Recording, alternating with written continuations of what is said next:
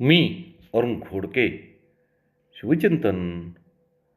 शिवरायांची युद्धनीती हे एक प्रकारचे युद्धाचे तत्त्वज्ञान होते.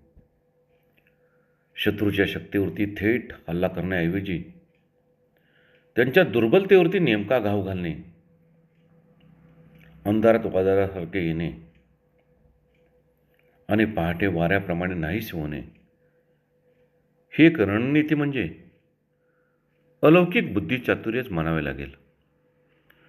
कमी सैन्य, मर्यादित साधने आणि अफाट आत्मविश्वास याच बळावरती बलाढ्य सत्तांशी संघर्ष केला. स्वराज्यातील हर एक किल्ला म्हणजे एक प्रकारचा मौन साक्षीदारच होता. गुप्तचरांचे जाळे इतके प्रभावी होते की योग्य वेळ, योग्य ठिकाण आणि योग्य घाव यामध्ये कधीही चूक होत नसे. शिवरायांचे खरे शस्त्र म्हणजे त्यांच्या मावळ्यांचे मनोबल होते. शिवराय आणि मावळे यांच्यामध्ये विश्वासाची आणि आपुलकीची वीण होती. प्रत्येक मावळा स्वतःला स्वराज्याचा रक्षक समजत असे.